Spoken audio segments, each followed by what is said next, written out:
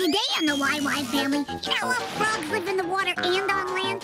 Well, Mom's gonna show me more about that. Dad's gonna teach me how to fix broken stuff with glue. Then Quick and Quack tell Mom and me how different birds build nests. Then there's the African weaver bird, which designs its nest to keep snakes out. Uncle Micro and Uncle Scope will show me what happens to us when we get dizzy. And later, Grandpa and Zy will teach me more about telescopes. Well, this is gonna be way cool. So stay tuned.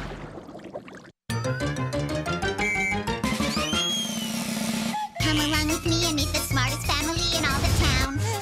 The YY family. Mom can make it plain to see that what goes up eventually comes down. The YY family. Come and meet the YY family. We got a lot of real know-how. Grandpa knows a lot about flying. Ask him and he'll show you now.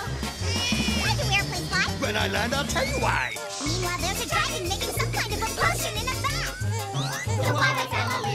And Grandma's no stranger. She can teach you all the dangers found in that. The YY family. Masters of mechanical marvel. Why? I know copy kind of guy. Maybe we can show you the answer now. If you want to take a look inside. Everybody's in a lather. Rushing, wondering what's the matter. Every person hears a cry. He rushes to the baby side. What's the deal? What could it be? Just ask the YY family. Hey, the questions that you have are not too serious. The animals and plants are not so mysterious, so have no fear. Everything will be made clear. Vanilla, Quick, and Quack are here.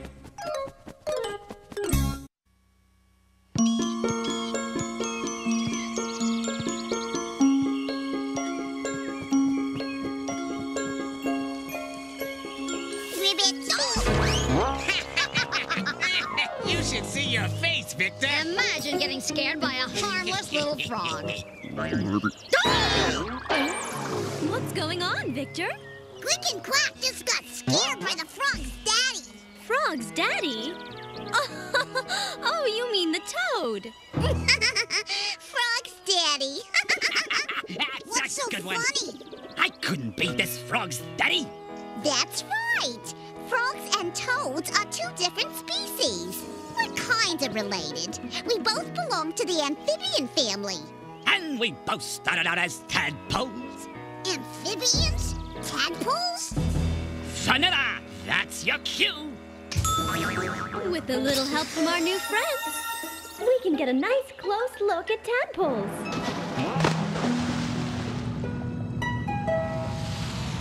There's some tadpoles over there. Just wait a minute. The frog said it used to be a tadpole. But that looks like a fish, not a frog. Yeah, he's got a point. We're amphibians.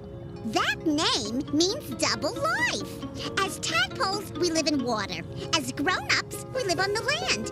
So it's like we have two lives. So how does a tadpole turn into a frog? It ain't easy, let me tell you. When I first hatched, I didn't have a mouth. I couldn't move. And I was in a pond full of hungry fish. Oh. No mouth. What did you do for food? Well, tadpoles have a reserve of food inside themselves that sustains them for a few days until their mouths appear. And then they can move around and eat. Well, how did you breathe? Tadpoles breathe through gills, just like fish. Gills? Oh yeah, see, gills filter oxygen out of the water. As a tadpole grows, its gills slip inside its body. Say, I could grow a lot faster if there wasn't so much noise around here. So tadpoles breathe underwater, but you breathe there just like us. Right. After about 3 months, the tadpole's gills are replaced by lungs. It also develops its hind legs. Its front legs develop below the skin. Then when they are fully formed, they pop out all at once. Sometimes only one front leg appears. I had to get by on 3 legs for a while. Wow, now it looks a lot more like a frog. But it still has a tail. Yeah, but not for long. Its tail will shrink and disappear now that it's not needed. And its lungs have completely formed, so it can leave the water. Which would be a good way to avoid that fish. You had better hurry. That fish is awful fast. Hooray! It's safe! Well, I understand about frogs and tadpoles now. Mom! Dad! Here we again.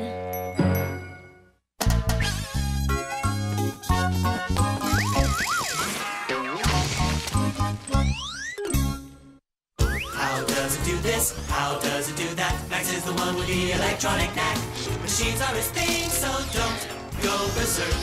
Max on the job. You'll find out how they work.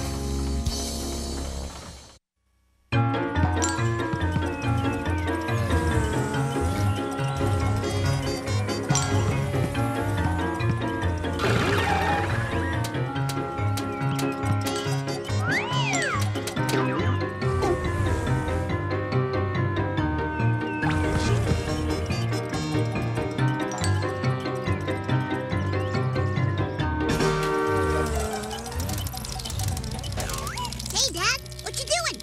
Shh, quiet, Victor. I'm experimenting with this microphone. Dad, there's a bug on the microphone. I'm gonna get rid of it for you. Wait, Victor, don't!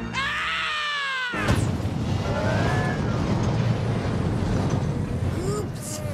I'm sorry, Dad. It's all right, Victor. It was an accident.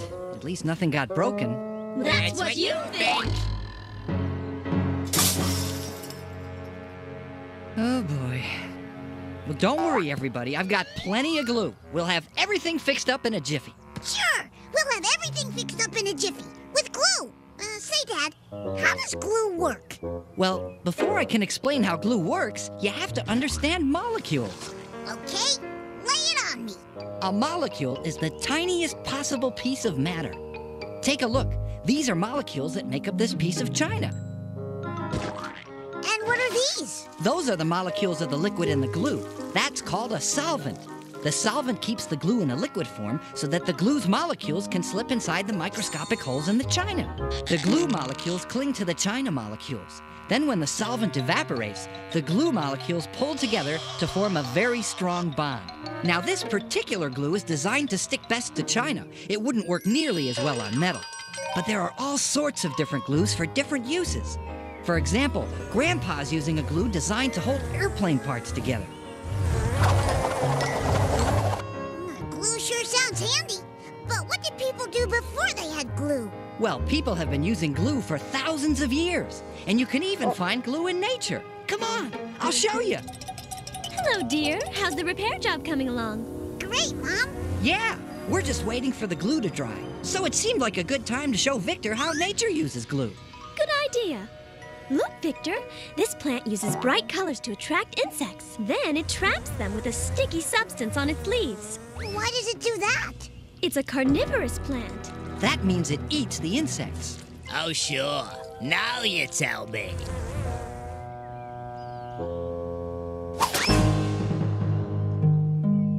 What was that? That's a chameleon. It has a sticky tongue that it uses to catch insects. But not wasps. Well, the glue has had plenty of time to dry. Hey, everybody! Dad's finished fixing your stuff! It sure took long enough. And thanks to my assortment of special glues, you can be sure they'll look this good for a long, long time. Now, what do you suppose got into them?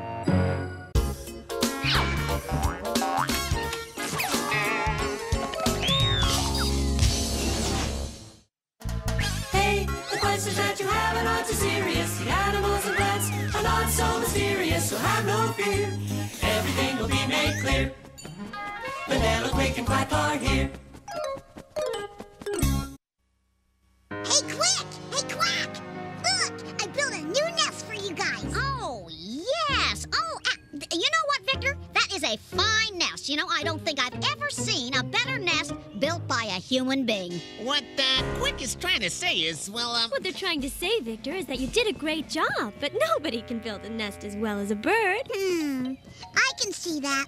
So, how do birds learn to build their nests? Well, it's not something we learn. It's instinct. Something we were born knowing.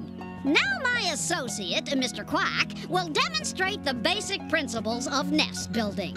I will? I will. The first thing you have to do is find a nice, safe spot for the nest. Like there. Oh, yeah. This is perfect. It's got southern exposure, a panoramic view of the garden, and it comes with its own plumbing. Are you sure you know how to build a nest? Well, actually, Victor, he doesn't. But he's taught us something very important anyway. I have? You see, it's usually the female bird that builds the nest. Oh, now this is a good spot. It's quiet, and it's hidden away from other animals and birds. I'll be right back. Hey, where's she going? To get material for the nest. We birds make use of all sorts of things. Twigs, mud, grass, feathers, moss, anvils. Anvils? Hey, what's a cartoon without an anvil? Sometimes to make the nest softer, birds even use wool or animal hair. Hey, come back here with my wool! Hey, come back here with my hair. Well, I think we're ready to build now. We work in a circle when we build a nest. Gives it that nice bowl shape. Whoa! Quick! No! That's woodworking! That's next week's show. Sorry! How's this? Now, we line the nest with soft materials, like moss, hair, or feathers, to protect our eggs. Do all birds build nests this way? Well, this is what you might call your standard model. But each species of bird has its own little tricks. Swallows build their nests out of spit and mud. And when the mixture dries, it's as hard as cement. Then there's the African weaver bird, which designs its nest to keep snakes out. Snakes? Yeah, a lot of snakes in Africa. And they love birds. There are some birds that don't build nests at all. Cuckoo birds lay their eggs on the ground, or the edges of cliffs, or even in other birds' nests. Hey, you'll be hearing from my attorney. Say, maybe our species doesn't build nests. Ah, for once, you've got a point. You know, I'm not even sure what species we belong to. Hey, it says here the male builds the nest. Uh-oh. You better get busy, pal. We need a formal dining room, a guest room. I think I should have my own.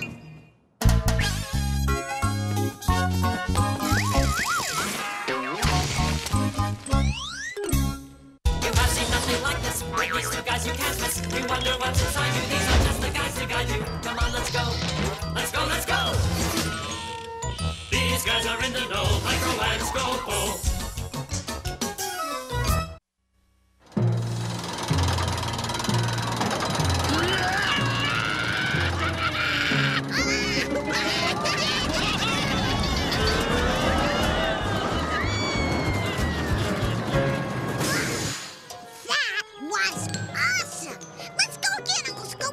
I don't feel so good. My head is spinning. Well, it's your own fault. You know roller coasters make you dizzy. Why is he dizzy, Uncle Micro? Well, you see, Victor, he's been tossed around in different directions, and that's affected his inner ear. What do ears have to do with feeling dizzy? Oh, I feel better now. We're headed for the inner ear. Where are we, Uncle Micro? We're in that kid's ear. Come on! This is the eardrum. On the other side of it is the inner ear. Now, what we're interested in are the semicircular canals. The semi-what? Canals shaped like half circles, if you prefer. There are 3 of them in each ear. They respond to our movements and give us our sense of balance. Why do we have 3 semi-circular canals, Uncle Micro? An excellent question, Victor. Why, it's because each of the semicircular canals has a special job. This one detects up and down movements. Oh, get me off this crazy thing! This one picks up circular movements, like when you turn your head. The third detects movements from side to side. But how do they pick up these movements?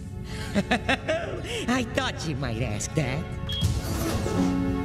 This is the inside of one of the semicircular canals. Hi, look at all these hairs. Those are called cilia. When your head moves, they sway in the liquid and promptly send a signal to the nerve. Which then transmits the signal to the brain. All of this happens in a split second. So if we lose our balance, like this, well, the brain quickly sends signals to our muscles so we can regain our balance. So how does all this make me dizzy? Don't you get it? Oh, thank you very much, Micro. Now I'm all dizzy again. Right. Your feet, your eyes, your muscles, they all signal to the brain that you've stopped. But the fluid in your inner ear is still sloshing around and telling your brain that you're moving. Exactamundo, Victor. The brain gets confused. But then, when the fluids settle... We stop feeling dizzy. Hey, he's pretty good. Whoa, whoa, whoa, whoa. We're really moving. I don't know what that kid is doing, but we better get out of here. Well, Victor, any other questions? Yeah, didn't you know that tree was there?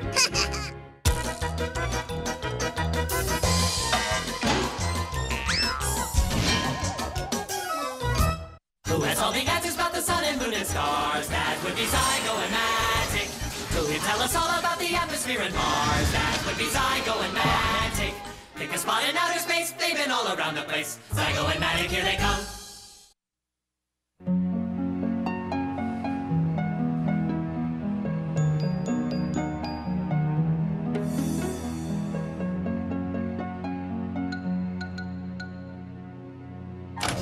Hey, Dad! It's working! It's really working! It's working! It's working! What's working? Your satellite link. It's picking up tons of data! Oh, that! Well, of course it's working. Grandpa, stuff always works. But this is really special. I'm picking up transmissions from the Hubble! What's a Hubble? It's a space telescope. It's named after Edwin Hubble, the astronomer who discovered that the universe is expanding. What's a space telescope? You see, Victor, telescopes on Earth all have the same problem. Yeah, you can't see that much. It does look a little blurry. That's because of the Earth's atmosphere, the layer of gas that surrounds the Earth. It contains the air we breathe. But it also contains things like dust particles and water vapor that get in the way of the starlight. If you put a telescope outside the atmosphere, say 375 miles above the Earth, where the Hubble orbits, you don't have that problem. Is that it over there? Hey, hello! I've got company! How's it going over there? Whoa, it's huge! It must weigh a ton! Actually, it weighs 11 tons. Or it would if it were on Earth. It weighs a lot less when there's no gravity. What does he do exactly? He studies the stars, and he transmits what he sees back down to Earth. Great! More data from the Hubble! I love this! And computers turn Hubble's data into readable pictures. Boy, this is clear! I practically feel like I'm on Saturn. So now that I know what you can do, can you show me how you do it? Sure! Come on over! Hold on! I'm coming too! What's this? Well, those are solar panels. They let me convert sunlight into electricity, so I have the power I need to do my job. So what do you look like on the inside? Come on in and see. Why, that's a fine idea. I'll just take a little nap till you get through. Don't do that, Grandpa. I need you to tell me how Hubble takes his photographs. Well, that's an interesting point, Victor. You see, stars don't actually give off enough light to register on film. So the Hubble concentrates the light from the stars so it will leave an image. Look there! Hey! Ha! That's us! The telescope uses a huge mirror to collect the light from the stars, then projects the starlight onto a smaller screen to form a smaller image of what it's seeing. This image is then photographed and sent to Earth to be analyzed. Everything the telescope sees is sent back to Earth?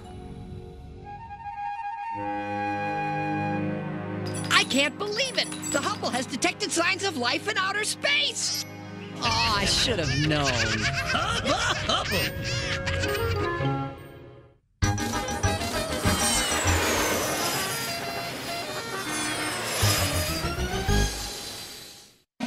Well, Victor, what'd you learn today? Oh, tons of neat stuff. I learned that tadpoles slowly develop into frogs while they are underwater. I found out that if you want to learn about glue, you have to learn about molecules and solvents. Then when the solvent evaporates, the glue molecules pull together to form a very strong bond. I also learned when birds build nests, they use all kinds of stuff. Twigs, mud, grass, feathers. I learned that inside the inner ear there are things happening which control our sense of balance. And I learned that there are telescopes way out in space that transmit messages back to Earth. Sounds like a pretty big day. It was, but I still have plenty of questions left for next time.